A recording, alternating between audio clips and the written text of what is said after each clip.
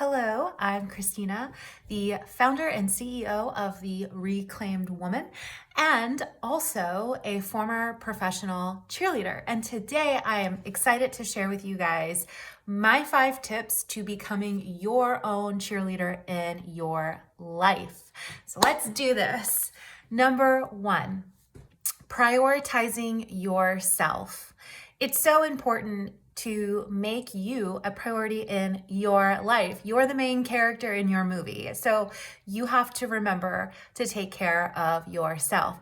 As women, especially, we tend to want to put everything above ourselves. But when we do that, we then feel burnt out, stressed, overwhelmed, tired, overworked, underappreciated, and then ultimately resentful of everybody around us because we feel like we're being taken advantage of. But the thing is, we teach other people how to treat us. So if we're always overgiving, that is what people expect from us. And so then they're going to take, and it's not because they're trying to take advantage of you, but that is what you've shown them based on your actions, your choices, your behaviors. So to stop all of that, it is time to start to prioritizing yourself. The thing is, when we take care of ourselves, when we make time for ourselves, it allows us to recharge. And then we have more energy for the people that we care about in our lives. We have more energy to accomplish the tasks that we need to accomplish in our lives because we're coming from a place of overflow instead of a place of being depleted and being exhausted.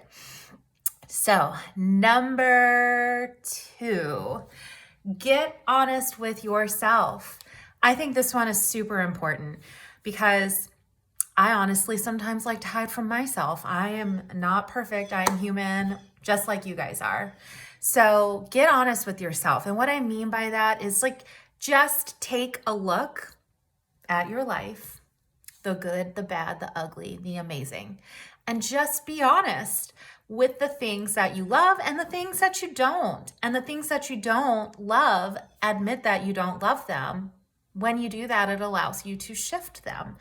Like, for example, I'm not in love with the weight I've gained over the last few years. I'm also not in love with the fact that I have not been able to be consistent nor committed to myself in terms of losing this weight.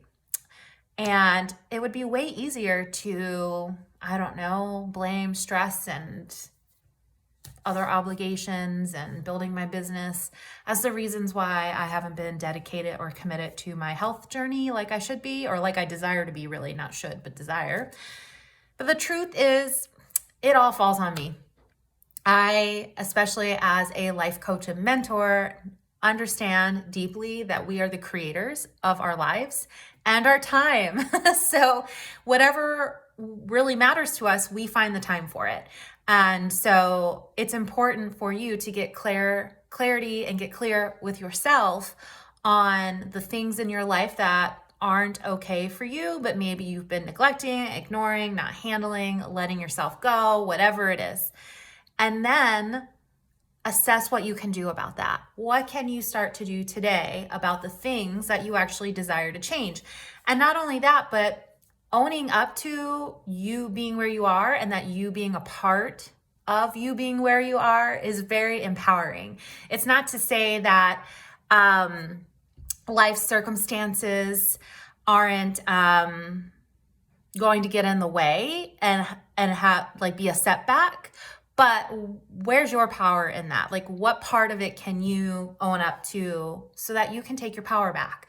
When we point fingers at other people or other situations being the cause of why we are where we are, instead of it being us not prioritizing ourselves or us not creating a schedule or going above and beyond, like waking up early for ourselves or whatever we need to do to achieve the things that we want. When we own that we are a key component to us not being where we desire, that allows you to actually take that control back, put it back in you, and then you get to fix it. You get to change it. You get to shift it. But if we say that the reason why we are where we are in our lives is because of this, that, and the other thing, that is like saying we have no control over ourselves in our life.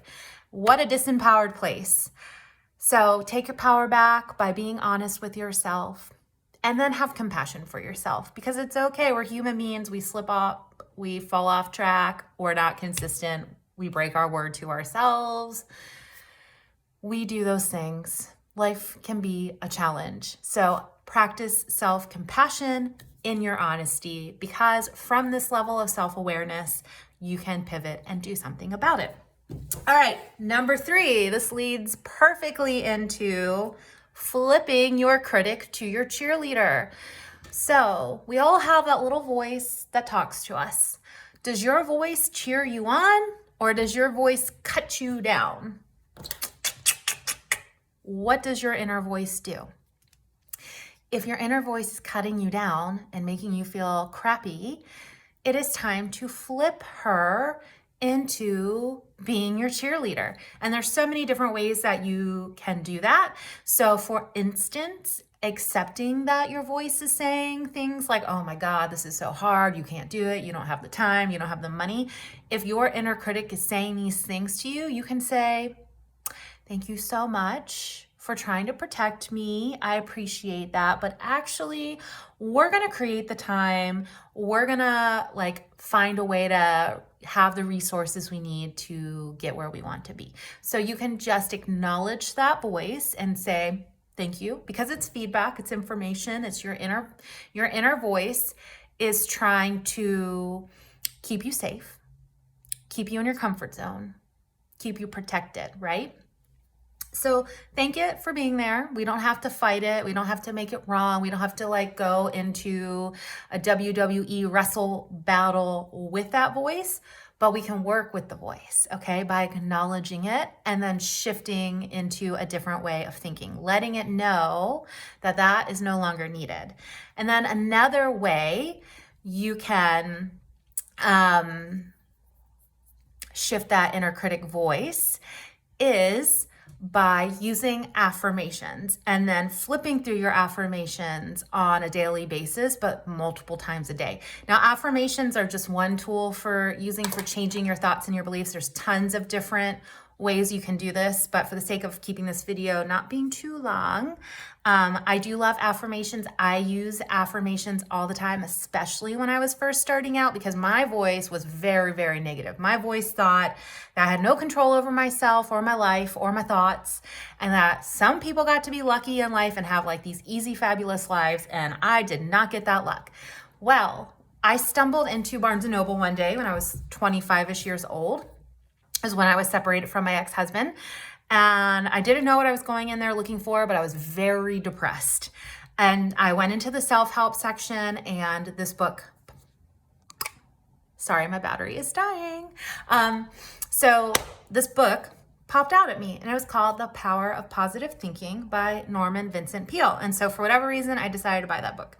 So I bought that book, and that is the book that let me know that actually we have the power over our thoughts. Crazy to me back then. I really didn't think that I had any control over the way that I thought. But he talked about how to change them. And one of the ways that he talked about changing them was through affirmations and through writing them down and then keeping them with you so you could look at them constantly. Because when we want to change the way we think, we have to reprogram our brain. And our brain is already programmed to be the negative Nancy self-critic. We want to reprogram it to be the cheerleader. So that's going to take repetition. All right, number 3, practice gratitude. Gratitude for yourself, gratitude for what you've accomplished, gratitude for making it through your week or your day, gratitude for just exactly where you are right now, because where you are today is where a former version of you desired to be. You can practice gratitude towards the former version of you. Practice gratitude towards just your day in general, and the things that are going well in your life. Even if things are going wrong and the shit is hitting the fan, there is something positive that you can find about your life right now. You have a roof over your head or food. You have the sun is out and you can sit outside or take a walk. You have friends or you have family. Maybe you have a partner.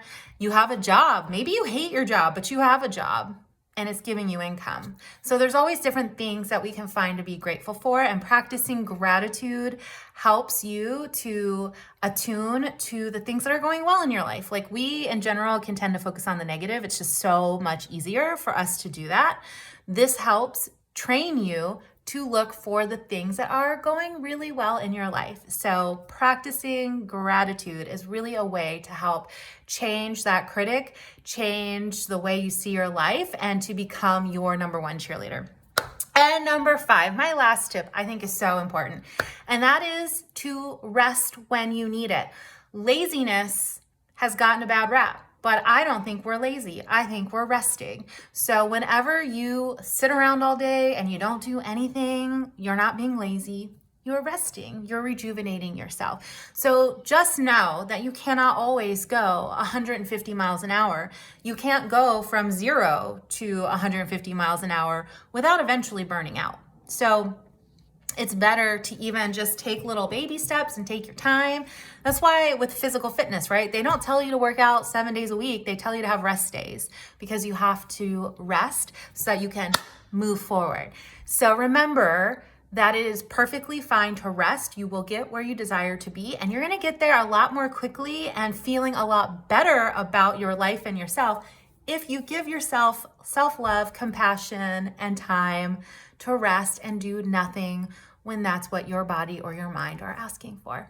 So I hope you enjoyed this video. Please like and subscribe to my channel if you would like more of this content, and comment below. Let me know your favorite tip. Until next time, bisous.